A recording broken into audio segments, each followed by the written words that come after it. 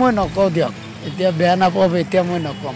মই একচুৱেলি হিমন্তকে ভাল পাওঁ, মানে খুব ভাল পাওঁ, কিবা এটা ভাল লাগে আৰু মানে কথাবিলাক বিৰাট ৰস আছে তাৰমানে। আৰু গৌৰৱ চৌৰৱ গগৈ ভাল নালাগে, ভাল নাপাওঁ। এতিয়া আপোনাৰ নাম? শংকৰ নাথ। আপোনাৰ ঘৰ? মই টংলা।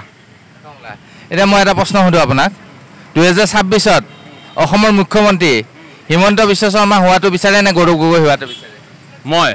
মই একচুৱেলি হিমন্তকে ভাল পাওঁ, মানে খুব ভাল পাওঁ, কিবা এটা ভাল লাগে আৰু ভাল পাওঁ হিমন্তক। আৰু গৌৰৱ চৌৰৱ গগৈ ভাল নালাগে, ভাল নাপাওঁ, হিমন্তক ভাল পাওঁ, কিবা এটা ভাল লাগে, মানে খুব টেলেণ্ট আছে মানুহটো, কথা কোৱা ষ্টাইলটো বেলেগ, খুব ভাল লাগে মোৰ। কাৰণ হিমন্ত বিশ্ব শৰ্মাৰ যুক্তিবিলাক কোনো কাটিব নোৱাৰে, এইটো কাৰণে বিৰাট ভাল লাগে, মানে কথাবিলাক বিৰাট ৰস আছে তাৰমানে, খুব ভাল, সেইকাৰণে ভাল পাওঁ। বাকীবিলাকৰ কথা ৰস নাই, ভাল নালাগে, সেইটো মোৰ মন্তব্য আৰু বাকীবিলাকৰ কি নাজানো। মুখ্যমন্ত্ৰী 2026ত হিমন্ত বিশ্ব শৰ্মাক বিচাৰে নে গৌৰৱ গগৈ বিচাৰে? হিমন্ত বিশ্ব শৰ্মাকে বিচাৰোঁ। দুটা কাৰণ কওক, কিয় বিচাৰে?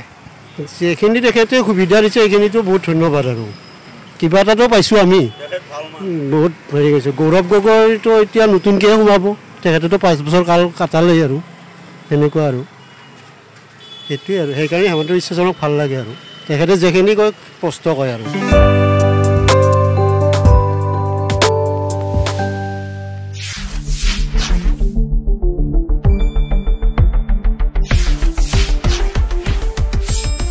শুদ্ধ আৰু বিস্তৃত বাতৰিৰ বাবে চাই থাকক নিউজ ডেস্ক ৰিপোৰ্ট।